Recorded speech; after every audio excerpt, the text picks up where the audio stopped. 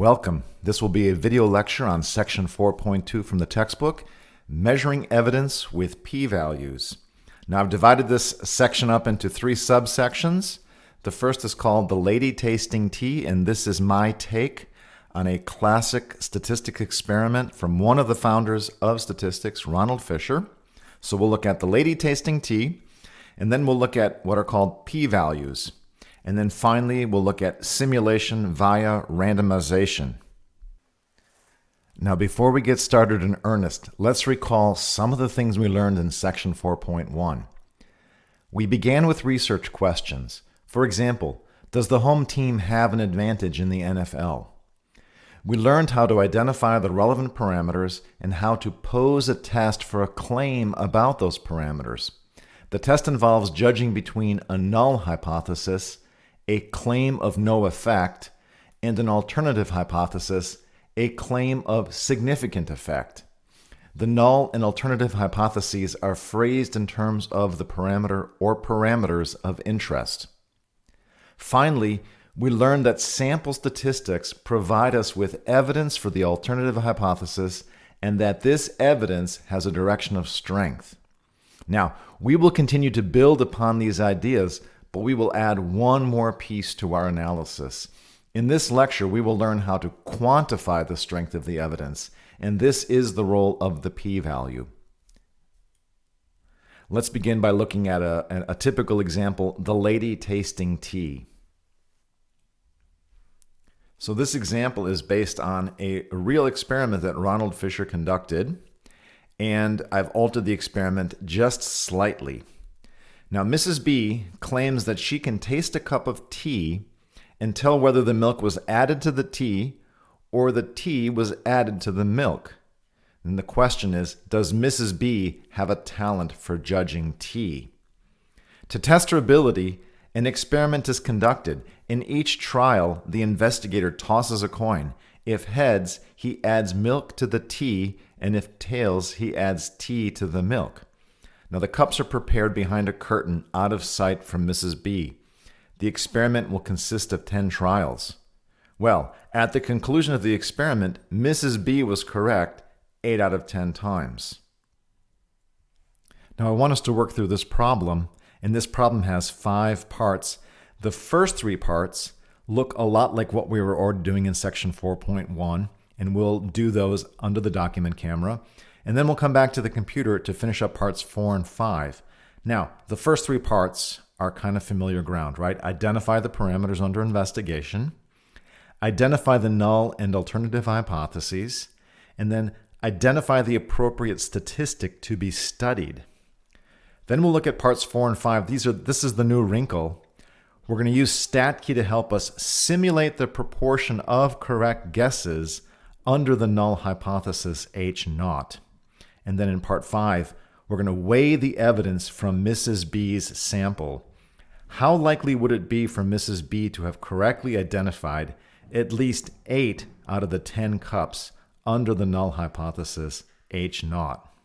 Now, learning how to weigh evidence is the important goal of section 4.2. In a sense, this is what section 4.2 is all about, is that attached to a piece of evidence is a weight or a significance. And why is that important? Because remember, we're trying to answer questions. In this case, the question that stands before us is, does Mrs. B have a talent for testing tea? Is she doing better than just guessing? So learning how to look at the evidence and weigh it is going to be an important component in trying to resolve questions like that. So let's head over to the document camera. We'll work parts 1 through 3 together there, and then we'll come back and finish with parts 4 and 5. Okay, so let's work the first 3 parts of this problem here at the document camera. The first question, and an important question, is to identify the parameters under investigation.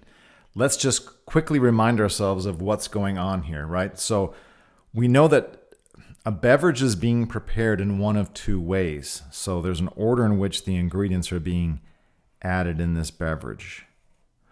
We could have milk first and tea second, or tea first and milk second.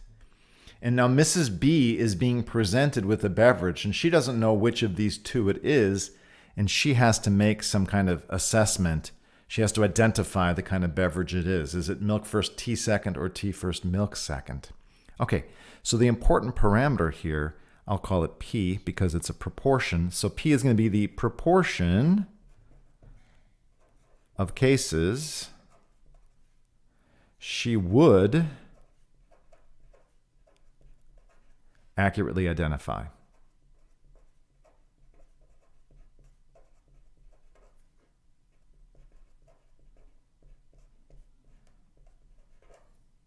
And I'm using the word would here because I'm allowing for cases in the future, cases that have not happened yet. So this is really pointing to some inherent disposition within Mrs. B. This is her working proportion for accurately being able to assess the kind of beverage that's in front of her. Okay, now, having identified this parameter, let's identify the null and alternative hypotheses, right? So the null hypothesis is the hypothesis of no effect. And in this case, that's really the hypothesis that she has no talent for this and that she's just guessing. So that would put her working proportion at 0.5, right? The alternative hypothesis, though, is the hypothesis that she actually has some talent for doing this. She's doing better than just guessing. And so that would be P is greater than 0.5. Okay, so that's the null and alternative hypotheses. Finally, in part 3, we want to identify the appropriate statistic to be studied. Well, she's being subjected to a test. She's going to be presented with 10 beverages, and she is going to be asked to identify those beverages. And so the important statistic for us is going to be, we'll call it P hat because it's coming from a sample. We're going to look at the number correct divided by the total number of attempts or the number of trials in the experiment. In this case, it was set up to have 10 trials. So P hat is going to be the number of correctly or accurately identified beverages out of the 10 beverages that she was presented with.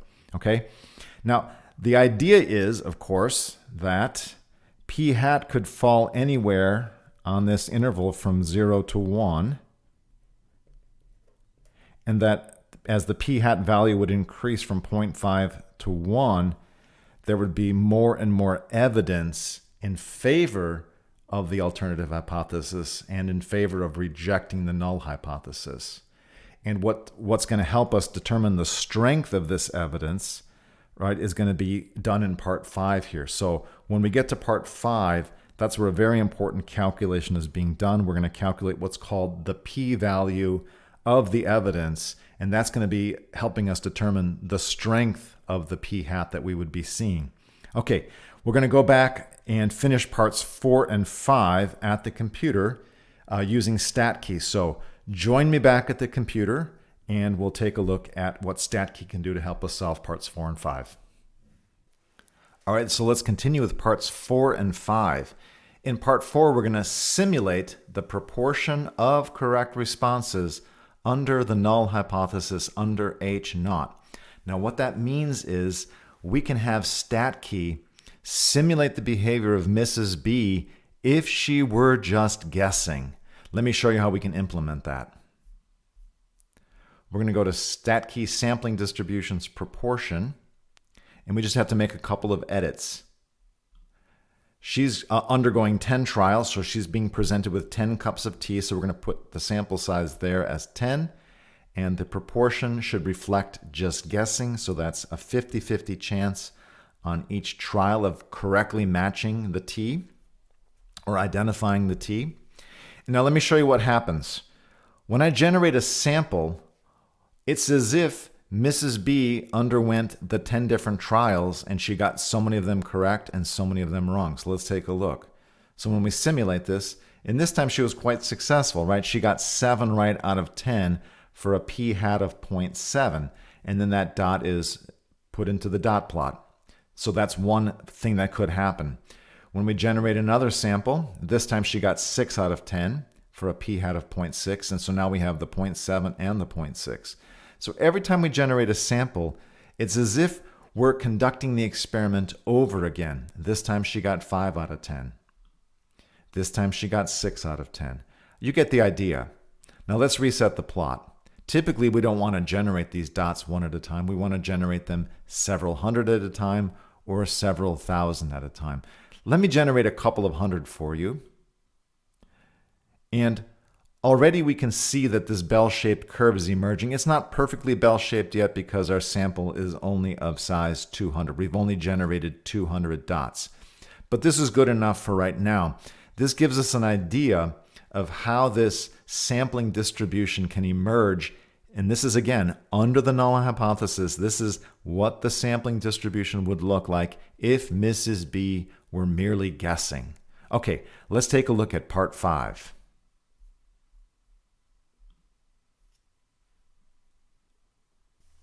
Now in part 5, we want to weigh the evidence from Mrs. B's sample. Now what does that mean? It really means how likely would it be for Mrs. B to have correctly identified at least 8 out of the 10 cups. So remember, she got 8 out of the 10 correct. How likely would that be? Now, here's how we can have StatKey help us understand that question or how to answer that question. All right? So the first thing we have to understand is that these are all the different ways that p hat could come out, all right, out of 200. Now, what we want to do is we want to identify how many of these dots are at least as big as what Mrs. B found. So this is where it begins to matter what she found in particular. Remember, she found 0.8. Her p hat was 0.8. So we want to count how many dots are as extreme as 0.8. Now, literally, at this level, I want to show you that this just is counting, all right? We'll have StatKey do the counts for us in just a bit, but for now, I just want to show you that this literally is, in principle, as simple as counting. So all we have to do is count the number of dots that are at 0.8 or beyond. So 1, 2, 3, 4, 5, 6, 7, 8, 9, 10. So there are 10 dots that are at point A or beyond. That means 10 out of the 200 were at least at Mrs. B's level or better. That gives us a 0.05 or a 5%. 5% of the dots are in this right tail. That 5% is what we're going to call the p-value of Mrs. B's sample. She got a 0.8, and we're attaching a p-value to that observed proportion of 0.8. Now, this is just counting, and StatKey can do the counting for us. Let me show you how that's done. If we click on right tail, we have to edit, and we want to see all of these dots highlighted. So we have to edit this x-axis count. We need to put that value at 0.8. And once we do that, we can see all of the dots in red that we want to count. We want to count all the dots that are at Mrs. B's p hat or greater. And then StatKey will give us that proportion. It's 0.05. This is exactly what we did by counting. Now, the reason I want to point that out is because typically we're going to want to generate simulations not just on 200 samples, but on several thousand samples. So let me show you how we can do this, right? So let's pretend we're working from scratch. We're going to reset the plot. All right. We've got our parameters set. There's our n equals 10. We've got our proportion edited. It's equal to 0.5. And what we're going to want to do is generate thousands of samples. We want to see our bell-shaped curve for a p hat emerging. We want to see that curve centered on our null parameter of 0.5. And now we want to count all the dots that are at 0.8 or to the left. That's our p-value. And so we'll click on right tail. We'll edit this to 0.8. And this will give us a proportion of 0.048. And so that is going to be typically how we're going to calculate a p-value. In this case, our p-value is going to be 0.048 or 4.8%. Okay? And so that's how we weigh the evidence. That's the weight that we attach to Mrs. B's observation of p hat equals 0.8. Okay, now let's sharpen this idea a little bit. Let's go back to the notes. And let's delve a little deeper into this topic of p-values. So what is a p-value? The p-value is the proportion of samples when the null hypothesis is true that would give a statistic as extreme as or more extreme than the observed sample. This is exactly what we did in the lady testing T experiment. Now, let's try one more example to see if we can sharpen this idea of a p-value. Let's look at this problem. An investigator would like to know if people have a preference for cola A or cola B. He conducts a taste test.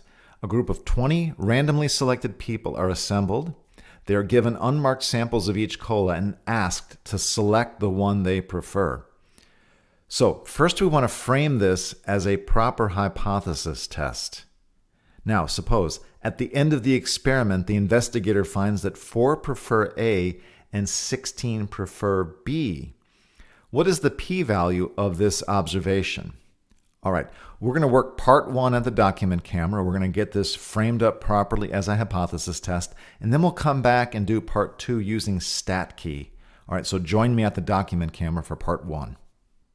Okay, let's work this problem together.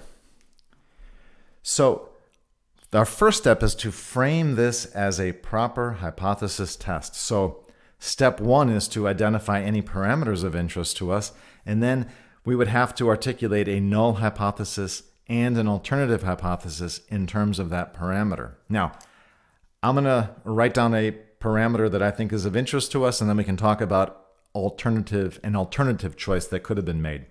So I'm going to identify P as the proportion of the population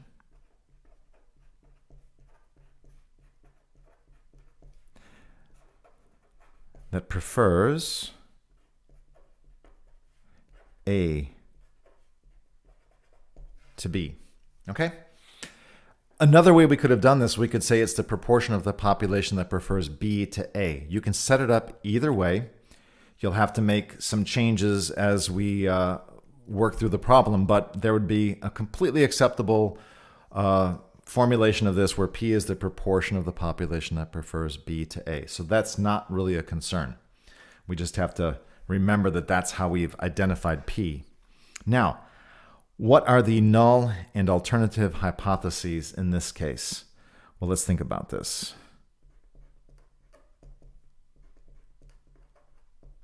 The null hypothesis is the hypothesis of no effect, or the hypothesis in this case of no preference.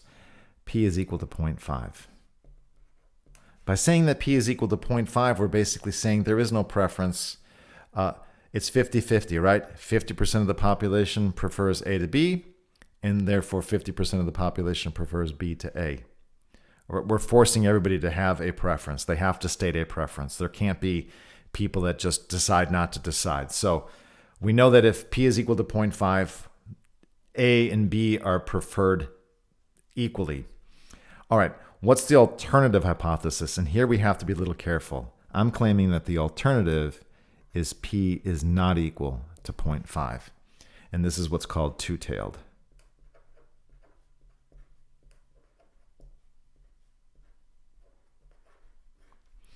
Now, why is P not equal to 0.5 the right way to think about this? Because really,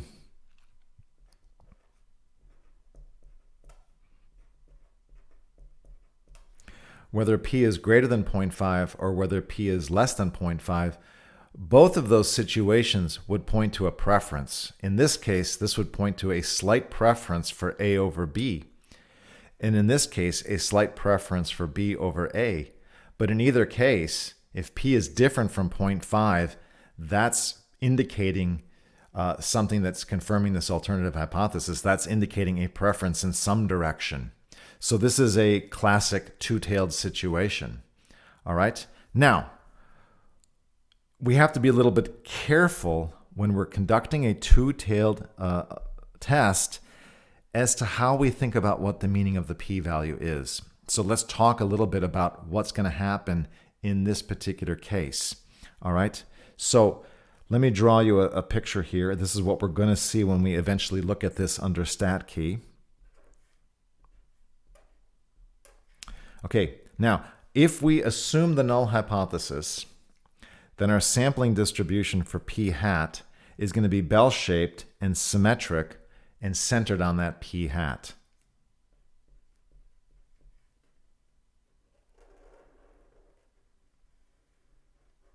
Okay, so this is telling us that under the null hypothesis, the p hat should come out looking like this, centered on 0.5. Sometimes you'll pull a sample where p hat's bigger than 0.5. Sometimes you'll pull a sample where p hat's less than 0.5. But on the whole, it's kind of hovering around 0.5. Now, what we actually see in the sample, however, is that the investigator finds that 4 prefer A and 16 prefer B. And that's going to give us a p hat according to my formulation. I'm looking at the preference for A, so I'm going to have to say it's 4 out of 20. And that's going to give me a value of 0.2. Okay? So we're actually seeing in our observation a value of p hat that's over here. Now here's the extra thing that you have to take into account because the test is two-tailed. The way to think about this is that you have observed something that is sitting 0.3 units away from the center. This is a distance of 0.3. Okay, so you should tack on another 0.3 in the other direction, which is going to put us to 0.8. And when you compute your p-value for this observation, you have to count the dots that are in the left tail, but you also have to add on the dots that are in the right tail. So you're going to have to count dots in both directions, and this is because it's two-tailed. When you compute your p-value, you're going to compute this left tail and this right tail, and you're going to add the results together. Now, typically what people do, all right, is they find the proportion of the dots that are sitting in the left tail, and they double it because of the symmetry, right? Because of symmetry, the number of dots in the left tail should be roughly the number of dots in the right tail. Now, in principle, because StatKey is simulating this, these will never be absolutely equal to each other. But roughly, if you just want a rough calculation of the p-value, you can count the dots in the left tail, double it, and you'll get a count for the dots in both the left and the right tail.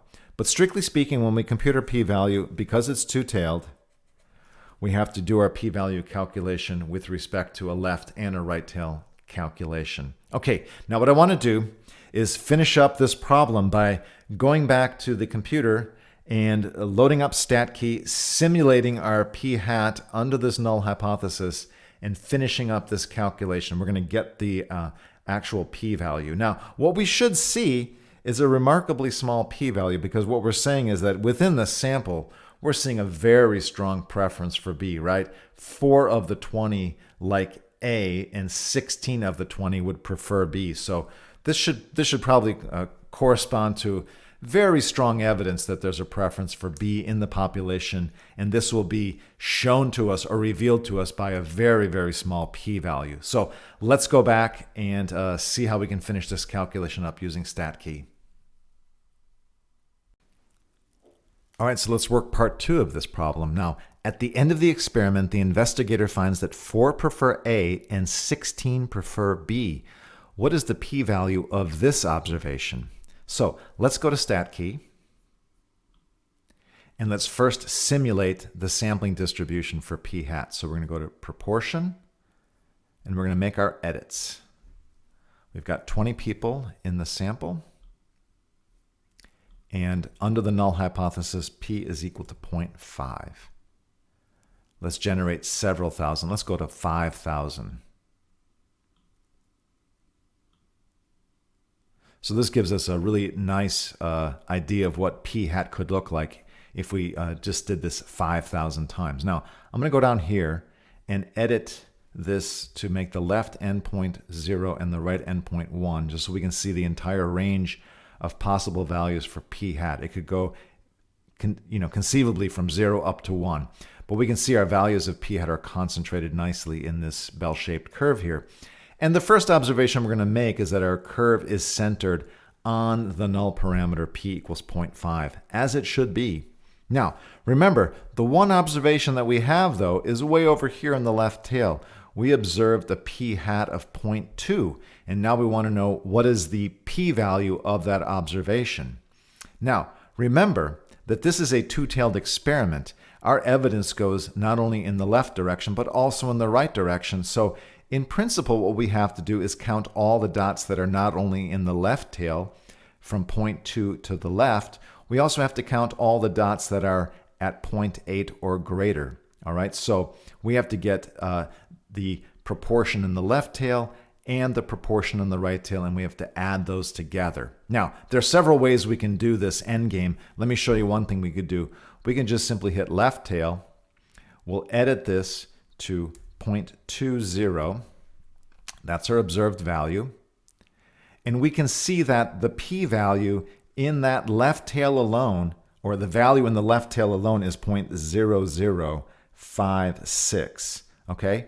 Now, we could just say by symmetry, since this graph is symmetric about 0.5, the proportion of dots in the right tail will just be roughly the same. So we can simply take this value and multiply by 2 and get a p-value of 0.0112. So that's one way to do this. The other way to do this is to keep the 0.0056. Just keep that in memory. Go to the right tail, click on 0.8. And we're getting a slightly different value, but it's not that different from the 0.0056 that we collected on the left tail. But another interpretation would be to take the 0.0056 and add to it the 0.0064. That gives us a slightly different p-value, but it's not really worth quibbling about. They're both roughly of the same order.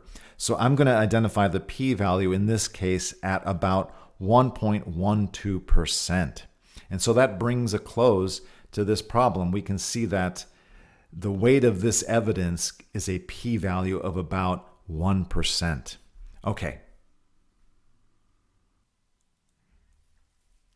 Our next and last subsection is called simulation via randomization. Now, in order to calculate p-values, we need to simulate sampling under the conditions of the null hypothesis. Now, I have very carefully chosen the examples we've worked on thus far because those are easy to simulate. We can simulate values of p-hat for proportions very easily, but the question is, how do we do this in general? So StatKey utilizes randomization methods to create such simulations, and these can be found in the Randomization Hypothesis Tests panel of StatKey. So our next examples are going to make use of some of these randomization hypothesis tests within that panel. Now, the first of these problems involves looking at how caffeine affects the body. So does caffeine affect finger tap count? So here's how the experiment was conducted. The effects of caffeine on the body have been extensively studied. In one experiment, researchers examined whether caffeine increases the rate at which people are able to tap their fingers. 20 students were randomly divided into two groups of 10 students each, with one group receiving caffeinated coffee and one group receiving decaffeinated coffee. The study was double-blind, and after a 2-hour period, each student was tested to measure finger tapping rates. In other words, the number of taps per minute. And so the question is, does caffeine produce an increase in the average tap rate? Now, we're going to break this problem up into 7 parts, some of which we'll do under the document camera and some of which we'll do with the computer and StatKey. So here are the steps we're going to have to work our way through. We're going to identify the parameters under investigation, identify the null and alternative hypothesis, identify the appropriate statistic to be studied. And then we're going to go to StatKey, go to randomization hypothesis tests, test for difference in means, and we're going to load the data and take a look at the data that was extracted from this experiment. And it's in a file called Finger Taps on Caffeine. And we're going to ask, is there evidence for the alternative hypothesis from the sample? So does the sample itself suggest that there is evidence for the alternative hypothesis? Then we're going to simulate the sampling distribution through what's called a randomization method. And then finally, we're going to calculate the p-value of the observed statistic. So let's go over to the document camera and work our way through the first three parts of this problem. Then we'll come back here and work our way through parts 4 through 7. So I'll see you over at the document camera. Let's work this problem together. The first thing we want to do is identify the parameters that are under investigation. Now remember, we've got two different groups to consider. We've got the group that's drinking coffee, and we're looking at their number of finger taps per minute. And we have the group that's drinking decaffeinated coffee and their number of finger taps per minute. So we want to identify two different parameters within the population. And one of them is going to be, I'll write this up here as mu sub c, okay? And that's going to be the mean number of taps per minute on good old coffee, and this is going to be within the population. So the population as a whole, when it's on coffee, is going to have a certain number of taps per minute associated with it, and we're going to call that mean mu sub c. There's an associated mu sub, let's call it d for decaf, all right? And this is going to be essentially the same thing, except instead of having coffee, we'll have decaffeinated coffee here. So it's going to be the mean number of taps per minute on decaf in the population. So again, how is the population as a whole going to behave? What's the mean number of taps per minute for the population as a whole when they've been consuming decaffeinated coffee instead of caffeinated coffee? All right, so those are the parameters that are of interest to us. Now let's identify H0 and HA. Now the null hypothesis is the usual hypothesis of no effect. Now the researcher believes that the caffeine is going to increase the finger tap count, and so the null hypothesis in this case should be the hypothesis of no effect, that consuming the caffeine in the coffee is not going to have any effect on finger tap rate. And so the the null hypothesis should simply be whether you're on coffee or whether you've consumed decaf, there's no difference. Okay, they're the same mean.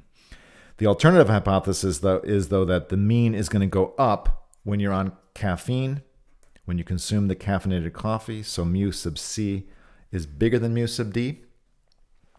And as we'll see in StatKey, it's fine to phrase the null and alternative hypotheses in this way, but when you're going to actually try to implement this in StatKey, you're going to have to impose a difference here. So what I'm going to do, what I'm going to suggest is that we rewrite this null hypothesis in terms of a difference between these two parameters. And you can take the difference in any order you want. You just have to stay consistent throughout, but I'm going to take mu c minus mu d. And I'll take equals 0. And for the alternative hypothesis, I'll take mu c minus mu d greater than 0. Okay?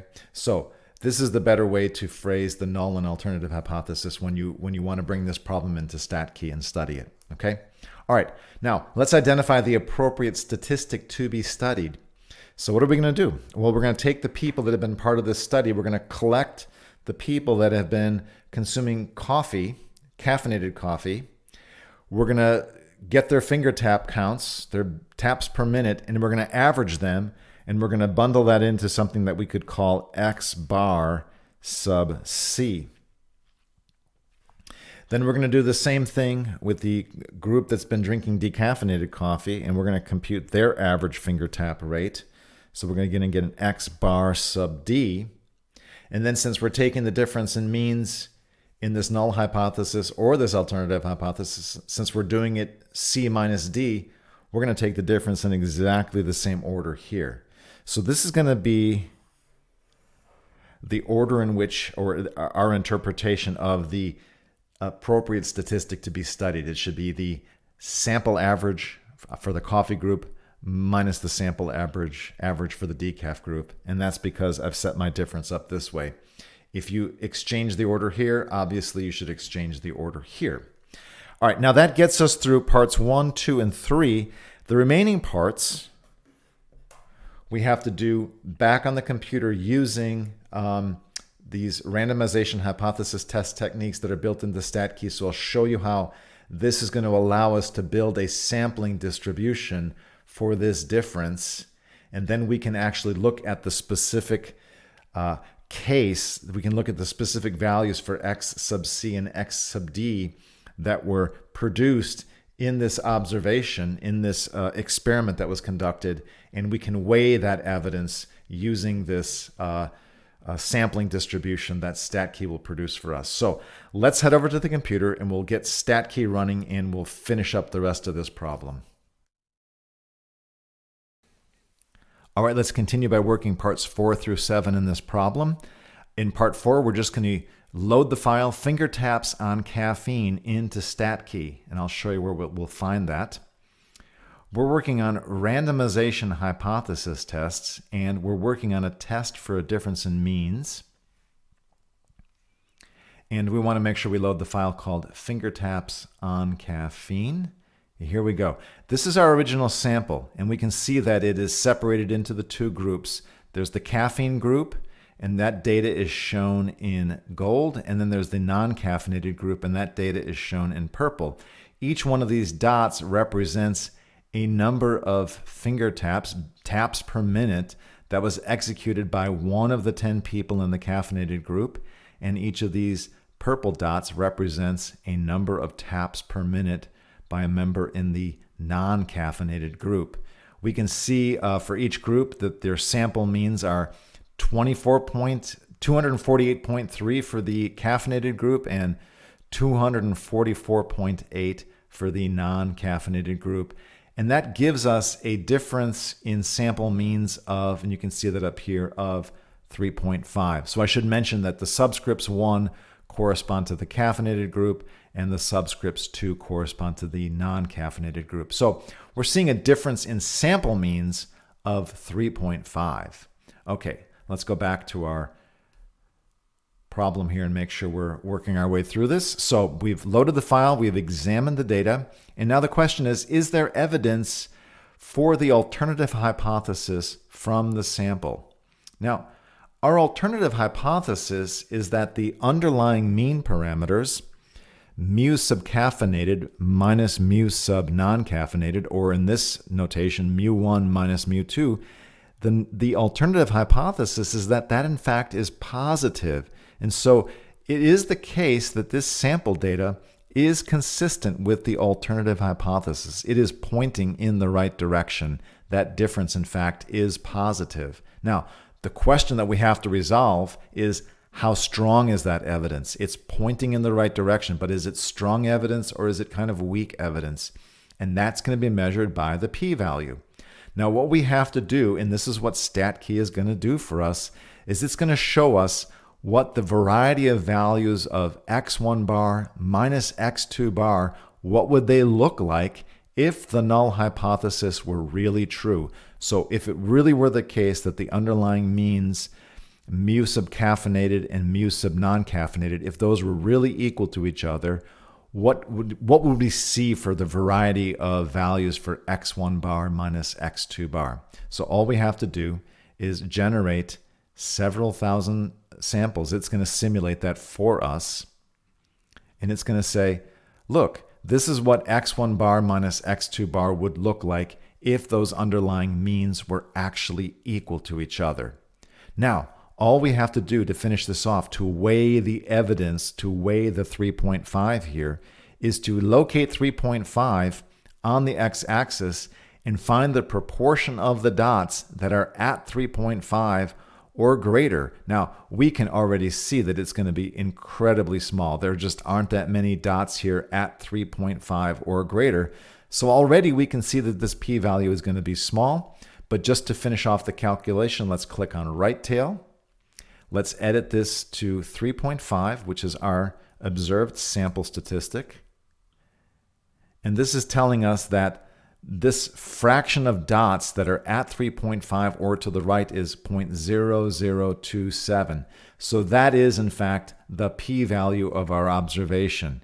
It's 0.27%. So that's incredibly small, as we will see. And this means that this is incredibly strong evidence that the caffeinated group has a different mean parameter than the non-caffeinated group. That p-value is incredibly small, which is pointing towards overwhelmingly strong evidence for the alternative hypothesis. Okay, so that brings a conclusion to this problem.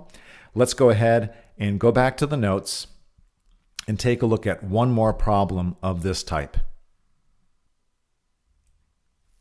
So our next problem involves a very interesting experiment. Imagine that you have been accused of cheating and you have to submit a dossier to the Student Conduct Board, and they're going to give you some kind of penalty. Part of your dossier is going to include a picture of yourself. So you could submit a picture where you have a very neutral expression, or you could submit a picture of yourself with a smiling expression. And the question is, are you going to get a more lenient penalty if you smile as opposed to present yourself with a neutral expression? So let's dig into the details of this experiment a little bit. So, can a simple smile have an effect on punishment assigned following an infraction? So Hecht and LaFrance conducted a study examining the effect of a smile on the leniency of disciplinary action for wrongdoers. Participants in the experiment took on the role of members of a college disciplinary panel, judging students accused of cheating. For each suspect, along with a description of the offense, a picture was provided with either a smile or a neutral facial expression. A leniency score was calculated based on the disciplinary decisions made by the participants. So the question that the researchers were getting at is, does smiling produce a different leniency score? Now, I want to work through a problem with several parts, right? So we want to identify the parameters under investigation. We want to carefully identify the null and alternative hypotheses, and we want to identify the appropriate statistic to be studied. Now, those things we'll do under the document camera. Then we'll come back here to the computer and we'll load StatKey, and we're going to load the file called leniency and smiles. So we're going to ask, is there evidence for the alternative hypothesis from the sample? We're going to create the randomization dot plot for the sample statistic, and we're going to calculate the p-value of the observed statistic. So this will look very much like the problem we just did with now using these smiles and leniency data instead. So join me at the document camera to work out the first three parts of this problem, and then we'll come back here and finish up parts 4 through 7. Okay, so let's look at this problem together. The very first thing we have to do is identify the parameters that are under investigation. And in this case, we really have two different parameters. We're going to have a mean leniency score in the population if they were presented with the smiling face. And then we'll also have a corresponding mean leniency score in the population if presented with the neutral expression. So let's write those out. So we'll have, and I'll use this top here just to give us some room to work.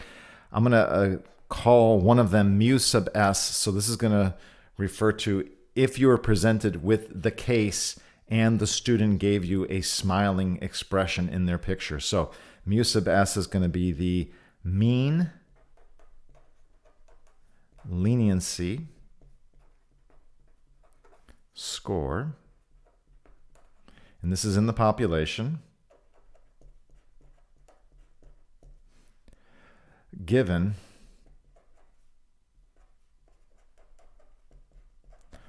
a photograph with a smile. Now we're going to have the same thing, and I'll use the subscript n for neutral. It's going to be essentially the same wording, except at the end here I'll just put neutral expression instead of smile. So mean leniency score in the population given, and here I'll just substitute neutral expression.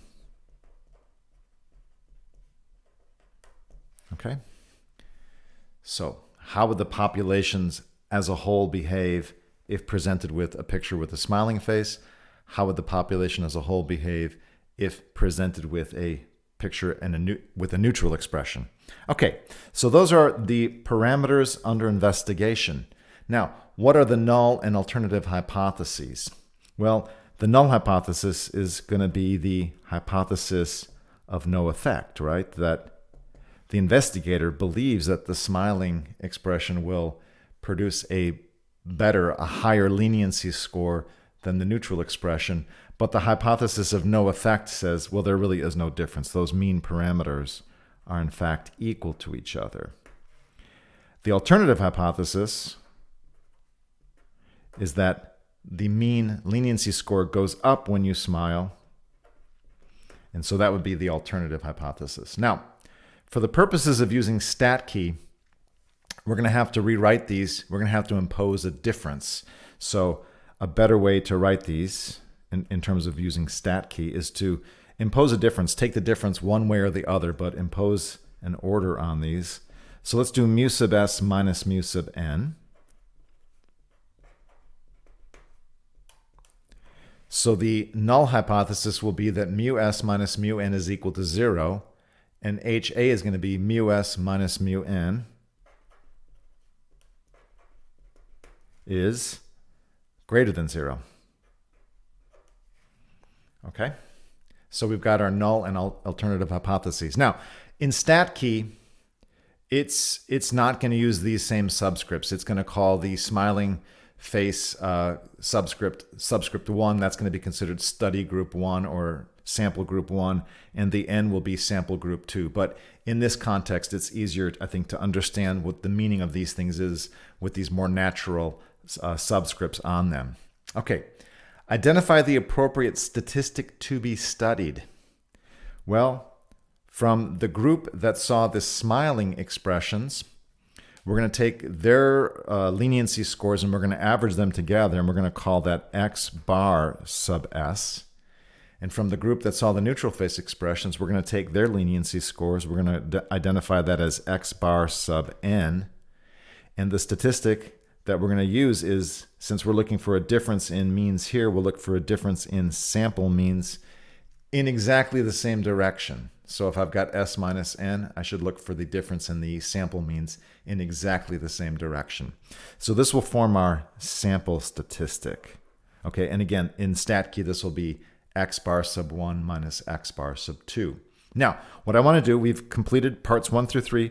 What I want to do now is go to stat key, and I can show you how to finish off this problem using these randomization hypothesis tests. So let's finish up parts 4 through 7 of this problem here at the computer. And our first step is going to be to load the file leniency and smile. So let's take a look at that file. Remember, we're in this randomization hypothesis tests, test for difference in means. And the file is called leniency and smiles, and we can see that that is the one that is loaded by default. So here we go. Now, let's dig out a couple of important elements here. We can see that there are two groups, each consisting of 34 participants. So there are 34 judges in group 1 and 34 judges in group 2. Group 1 corresponds to the people that saw the defendants with a smile on their face. In group 2, here in purple, those 34 people were seeing the defendants with neutral faces. And each one of these dots, no matter if you're in the smile group or the neutral group, represents the score that was given for the person. And the higher the score, the more lenient. So we're looking at a higher score, meaning a more lenient score. All right. So what we're seeing is that for the smile group, for the group that saw smiling faces, they had an average leniency score of 4.912. And for the group that saw neutral facial expressions, they had a leniency score on average of 4.118. So the difference, x1 bar minus x2 bar, is 0.79. And that is, in fact, pointing in the right direction for the alternative hypothesis. That is in favor of the alternative hypothesis because that difference is positive. So there is some evidence in the sample to support the alternative hypothesis that smiling will produce a higher leniency score, right? You should smile as opposed to present a neutral face. You'll get a more lenient penalty. Okay, now to finish up the problem, though, we have to attach a p-value to this observation. We have to weigh the strength of that evidence. How much weight should we put on that difference of 0.79? Is that a large difference or is that a modest difference? Well, the way to find this out, of course, is to find lots and lots of samples of x1 bar minus x2 bar under the assumption of the null hypothesis. So under the assumption that there really is no difference in the underlying mean parameters, that mu1 and mu2 are equal to each other. And that's what this randomization dot plot is going to do. So we're going to generate several thousand samples under this null hypothesis.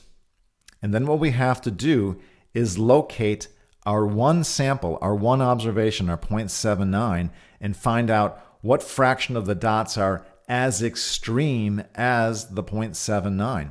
All right, so this will be a right-tailed test, and we're going to find 0.79 on the x-axis. And it's going to compute for us the fraction of dots that sit at 0.79 or to the right. And it's going to assign a p-value of 0.029. Now, as we'll see, that's a small p-value, and so this will be considered as we continue through this chapter. We'll see that will be considered strong evidence in favor of the alternative hypothesis. So we will, and under most circumstances, take this evidence as very strong. We will reject the null hypothesis and accept the alternative hypothesis.